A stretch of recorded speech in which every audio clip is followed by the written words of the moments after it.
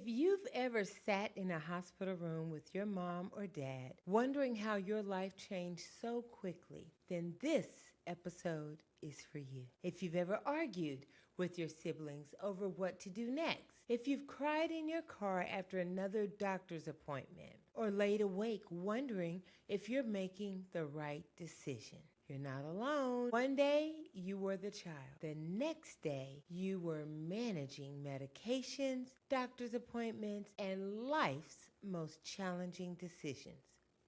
Nobody prepares you for becoming your parent's caregiver. But today, we're going to talk about it. Hey loves, welcome to A Touch of Love Talks podcast. I'm Lovey Baxter, family nurse practitioner, master's level social worker, and certified dementia practitioner. I'm so glad you're here. This is a safe space to talk about the challenges of taking care of your aging family member. I'm going to teach you how to protect your peace. Make sure you are informed and supported through this difficult journey. So you made it. You're in the right place at the right time to get the right information. Get comfortable, kick back, and let's dive in. It's interesting. As I was preparing for this episode, I realized that almost every family I've ever worked with had one thing in common. None of them expected to become caregivers when they did. They thought they had more time before the diagnosis, more time before the fall, more time before life changed. But life doesn't usually ask you if you're ready. It simply changes. But that's what we're talking about today. So hey loves, welcome back to A Touch of Love Talks, the podcast, where you're in the right place at the right time to get the right information. So today, we're talking about something that almost every family will experience, but almost nobody wants to prepare for. One day, your parents are taking care of you. Then almost without warning, everything changes. Now you're reminding them to take their meds. You are the one that's scheduling the appointments. You're talking to the doctors. You are the emergency contact, like the real emergency contact. You're making decisions you've never imagined you've had to make. You're also trying to understand insurance. What's home health? What's hospice? What about rehab? How many days do they have? Assisted living, care homes?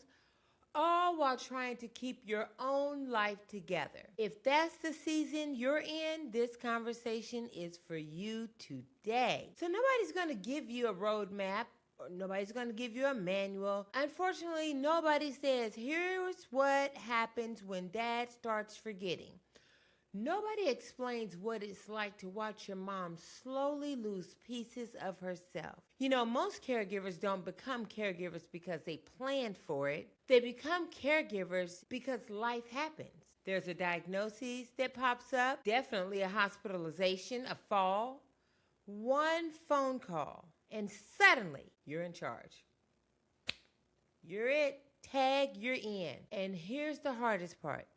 Everyone expects you to know what to do, but you've never done this before. You're learning medical terminology. You're trying to understand medications. It's a lot. And let's not even forget about becoming a Google doctor. You're having to make decisions that carry enormous weight. If you've ever felt overwhelmed, you're not failing. Okay? You're doing a job that no one's trained you to do. And you're doing an amazing job. So here's what people don't understand. Caregiving doesn't begin the day your parent gets sick. It begins the day you realize, they're depending on you more than you're depending on them. That's the day that everything changes, and nobody prepares you for that. Nobody prepares you for grieving the relationship you used to have while your parent is still sitting right in front of you. People think caregiving is physical. It's not. It's emotional. It's lying awake at night wondering. You're wondering things like, did I make the right decision? Should I have gone there? Should I have noticed that sooner? Should I keep them at home? Should I move them?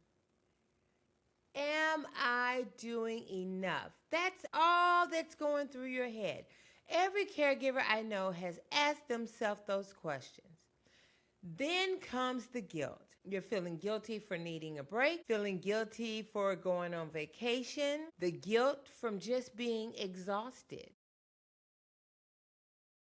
Can I tell you something? Those feelings don't make you a bad caregiver. They make you human. And I've said that time and time again. You're only human. And it's okay. So let me just free you up today. Today's free day. You can love your parent with your whole heart and still admit that taking care of them is the hardest thing you've ever had to do. Those two things can exist at the same time, because being tired doesn't mean that you love them less, and needing help doesn't mean that you failed. It means you're carrying more than one person was ever meant to carry alone. People see you visiting your mom. You know, what they don't see is everything that's happened before you got there. They know that the doctor's appointments took place. What about the medication refills, the insurance phone calls? They don't see all of that. Oh, the grocery shopping, the bills, the transportation. And then again, going back to Google, you know you got to be on the computer researching stuff. Going to doctor's appointments, filling out the paperwork, the cleaning, the endless phone calls, them calling you, asking you. And then you got to go home and you're still expected to be a spouse, to be a parent, an employee, a friend. Many caregivers aren't doing one full-time job. They're doing 2, 3, 4, 5, 6, 7, I don't know, a lot. But that's why so many people feel like they're drowning. You're raising children.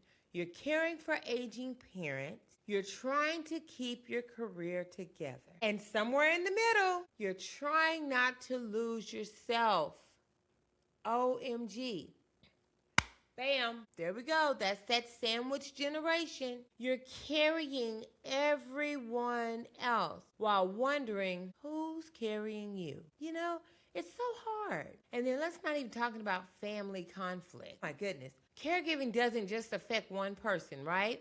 It affects everyone. Sometimes it brings families closer, which is, I love when it does that. But sometimes it exposes old wounds. There's one sibling who lives out of town, one sibling who's questioning everything, and then the sibling who knows it all but wants, to stay just at arm's length but wants updates on everything. And then there's just usually one person carrying almost everything.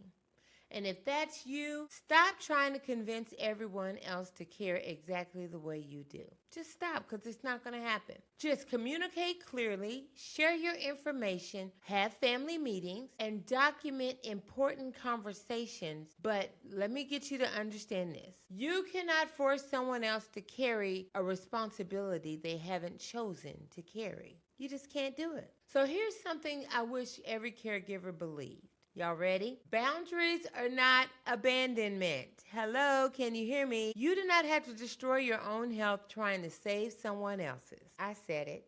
I sure did. You need to tell people you need help, and that's okay. There are so many resources out here that can help. And I think one of the biggest mistakes that families make is that they wait until they're in crises before they ask for help. You don't have to wait. Talk with your loved one PCP. Talk to them about different services. Is home health appropriate? What about physical therapy, occupational therapy, speech therapy? There are so many people out here that can help you. Social workers, they're there to help. If they have a serious medical illness, is palliative care appropriate? What about if they meet the requirements for eligibility for hospice? And let's be clear about one big misconception that I always hear. Hospice isn't about giving up, y'all. Hospice is about comfort. It's about support and education. It's definitely about dignity. And they help families navigate one of life's hardest seasons. And I'm speaking from experience, okay? You got to lean in on all of the help that's out there. If you're struggling to work during the day, there are adult daycares. Talk to your church. There are caregiver support groups. We're here right now supporting each other, right? You simply have to know where to find them. And I'm here to help you. Let's talk about one other area I want to discuss, legal planning. Don't wait till you're sitting in the emergency room to have these important conversations, y'all. We've talked about this before. Talk to each other now. Who's the medical power of attorney? Who's the financial power of attorney? Is there an advance directive? Does everyone know where those documents are? I don't know where mine are. I got to find mine. We just moved. I got to find mine. Anyway, I digress. Listen, planning creates peace, okay? Can I share something with you that I overheard time and time again over the 30 years that I've been caring for older adults? I've had families tell me, Lovey, I wish we would have asked for help sooner. Do you know what I never hear? We asked for help too early. I never hear that. How exhausted do you have to become? I always hear families say how they needed help. Then someone stepped in, and almost every time they tell me, I can finally breathe again. Can I encourage you today? Accepting help doesn't mean you've stopped loving your parent. Sometimes accepting help is one of the greatest ways you can love them because it allows you to stop spending every single moment managing their care and simply spend time being their daughter or their son again. The worst time to make emergency decisions is during a crisis. Don't wait until you're standing beside a hospital bed trying to guess what your parents would have wanted. Have those conversations while they can still tell you. I'm telling you, it's one of the greatest gifts you'll give each other. You know, when we started this conversation, I said something that I think so many of us can relate to. One day you're just someone's daughter. One day you're just someone's son. And then life changes, and almost overnight, you become the caregiver. You become the scheduler, the advocate, the medication manager, the chauffeur, the researcher, the decision maker. And sometimes the only person holding everything together is you. And if that's where you are today, I want you to hear me. You are doing better than what you think you're doing. There isn't a perfect caregiver. I promise you there's not. There isn't even a handbook. There's not even a checklist that's going to make every decision easy. You're making the best decisions you can with the information you have today. Give yourself permission to not have all the answers because none of us do. But here's what I hope you take away from today's episode. You don't have to carry this by yourself. There are doctors and nurses, there are therapists, social workers, home health agency, hospice teams, and just people who genuinely want to help. Asking for help isn't giving up. It's making sure you have enough strength to keep showing up. So one more thing that I'm thinking about right now that I want to say. Your parent probably spent years teaching you how to live, but no one ever teaches us how to become the caregiver.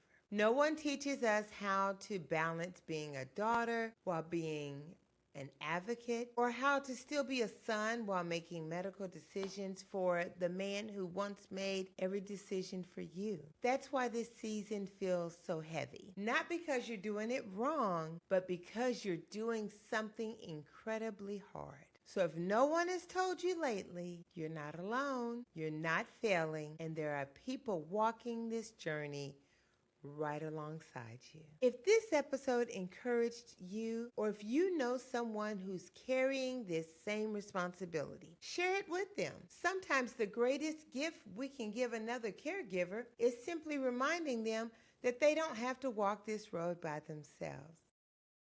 Well, until next time, y'all, protect your peace and advocate for the one you love. Bye. All right, loves, that's it for now. If this conversation helped you in any way, then go ahead and subscribe so you can stay connected. And don't forget to hit that bell so you can be in the right place at the right time to get the right information. Hey, until next time, protect your peace and advocate for the one you love.